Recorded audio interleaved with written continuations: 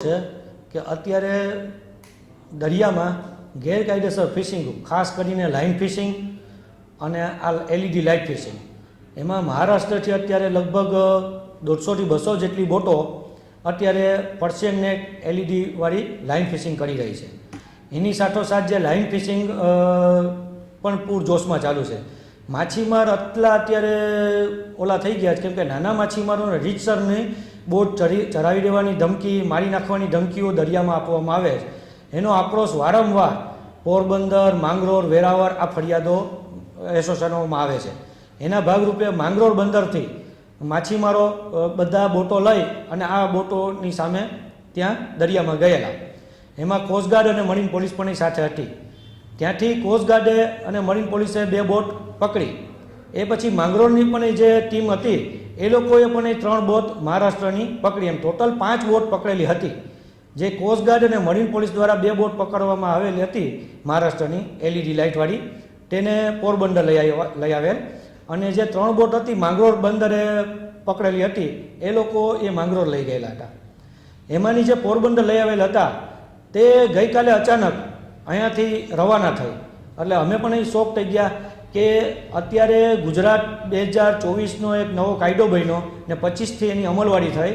તો LED fishing, light fishing, line fishing, Persian net એ બધા ઉપર પ્રતિબંધને સખત કાર્યવાહી કરવાનો એક ઓર્ડર થયેલો છે. તેમ છતાં પણ આ બોટોને તારત કેમ રવાના કરવામાં આવી? તેથી માછીમારોનો અત્યારે અતિશય એક રોષ જોવા મળી રહ્યો છે અને તે એસોસિએશન આવીને પૂછવા આવી રહ્યા છે કે આ બોટોને જવા કેમ દીધી. એટલે અમે એ લોકોને કહીએ છીએ કે ભાઈ આ મરીન પોલીસના કબજામાંથી અને અમને ખ્યાલ નથી, પણ અમે પણ અત્યારે એક શોક થઈ ગયા છે કે કાયદો બની ગયો છે. એની જોગવાઈ તો ગુજરાતના દરિયામાંથી જે એલઈડી લાઇટ ફિશિંગ કરતી બોટો પકડાણી તો એના પર કાર્યવાહી થવી જોઈએ. કેમ નથી થઈ? આના ઉપર સખતમાં સખત કાર્યવાહી કરવી જોઈએ, પણ એ કરવામાં આવી નથી. ફિશરીઝમાં તપાસ કરતાં એ એમ કહે છે કે અમને હજી કોઈ સત્તાવાર આની માહિતી નથી. તો કોસ્ટગાર્ડ અને મરીન પોલીસે પકડેલ હોવા છતાં જો ફિશરીઝ ડિપાર્ટમેન્ટમાં આની કોઈ માહિતી નથી, એટલે અમે પણ એ જ ઓલામાં આવી ગયા કે તો માછીમારને કાયદો જે બને છે એની અમલવારી કરશે કોણ ડિપાર્ટમેન્ટ, કઈ એજન્સી કરશે?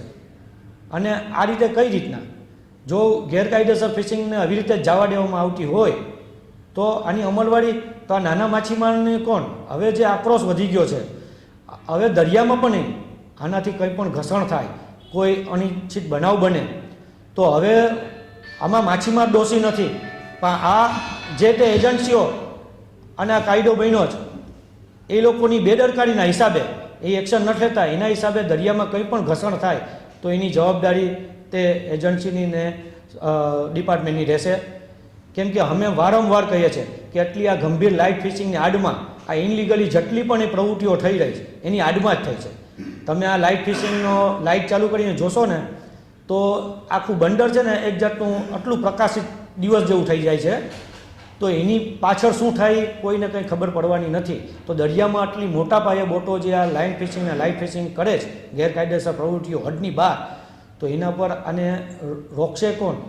અને આને બંધ કરાવવાનો આ કાયદો થયો જ તો એની અમલવારી કરશે કોણ? એવો અત્યારે અમારા માછીમારોને પ્રશ્ન છે. આમાં જોગવાઈમાં એવું છે કે 12 નોટિકલ માઇલની અંદર જો ગુનો બને તો જે બોટ પકડાય ને એને 1 લાખનો દંડ છે, પ્લસ એ બોટ ઉપર અને ક્રૂ મેમ્બર ઉપર કાર્યવાહી કરવામાં આવે. ઉપરાંત એમાંથી જેટલો માલ નીકળે એ માલનું ઓક્શન કરવામાં આવે. ઓક્શન કરતાં એનો જેટલાની રકમનો માલ થાય ને એના 5 ગણા બીજો એક્સ્ટ્રા દંડ ભરવાનો છે. આ જોગવાઈ 12 નોટિકલ માઇલની અંદર પકડાય તો છે. અને 12 નોટિકલ માઇલની બહાર જે છે તો એમાં હમણાં થોડા સમય પહેલાં જ વેરાવળ બંદર પણ એવી મહારાષ્ટ્રની બોટો લાઇટ ફિશિંગમાં પકડાયેલી હતી પર્શિયન નેટવાળી. એના પર ત્યાં લગભગ 15 થી 20 દિવસ તો આની કાર્યવાહી થઈ હતી.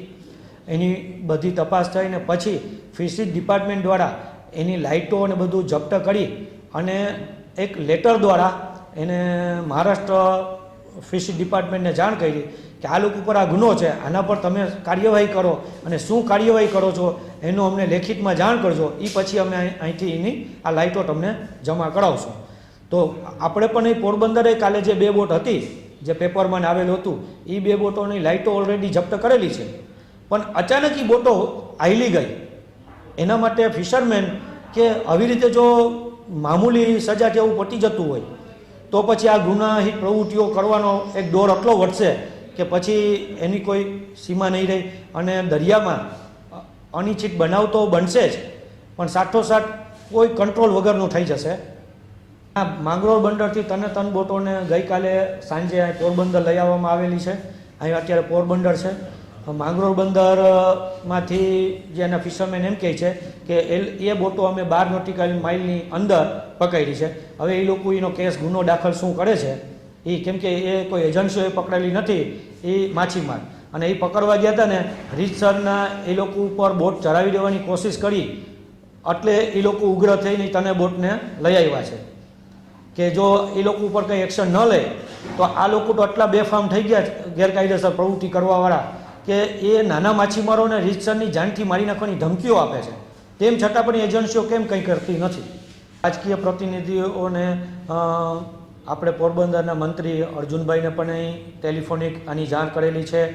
તે જ રીતે રાજેશ ચુડાસમા સાંસદ માંગરોળથી અને વેરાવળથી પણ એને રજૂઆતો કરવામાં આવેલી છે.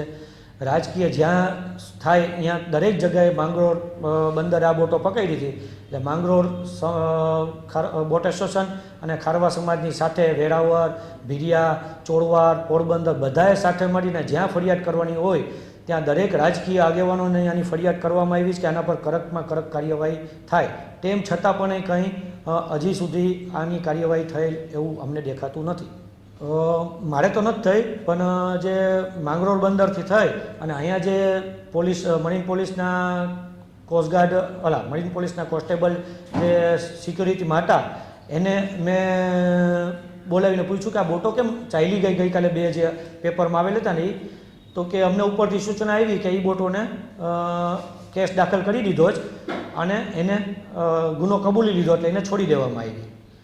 અને માંગરોળ બંદરથી જે 3 બોટ આવી છે એનું હજી કોઈ પણ વસ્તુ થયેલ નથી. એટલે આની તમામ લીડ, કેમ કે માંગરોળ બંદરના ફિશરમેને આ બોટો પકડી છે એટલે તેના દ્વારા થઈ રહ્યું છે. અમે એની સાથે જ્યાં અમારી જરૂર હોય એની સાથે રહી અને કાર્યવાહી કરીએ છીએ. હવે એ માંગરોળ બંદરથી જે ફિશરમેન ગયા હતા એને જ ખરી હકીકત ખ્યાલ હોય. અમને ગઈકાલે રાતે સમજો ને 6 થી 7 વાગ્યાના સમયે માંગરોળથી જે બોટો આવી હતી ને એને બંદરની અંદર આપણે કિનારે લઈ આવ્યા છે અને આપણે બોટ એસોસિએશનની ઓફિસની પાછળ જ એ 3 બોટો રાખેલી છે. એમાં ગંભીર તો વસ્તુ એ જ છે કે એક બોટમાં કોઈ રજિસ્ટ્રેશન જ નથી. 3 બોટમાંથી તમે જોયું ને જે એ 2 બોટમાં રજિસ્ટ્રેશન છે, એક બોટનું રજિસ્ટ્રેશન જ નથી. તો આના પર તો ગુનો કાયદેસરનો બને જ છે કે રજિસ્ટર વગરની પણ એ બોટો આવી ચાલે છે. અને આ જે ગેરકાયદેસર પ્રવૃત્તિઓ અત્યારે દિવસે દિવસે વધતી જાય છે અને રોકવી અતિ જરૂરી છે.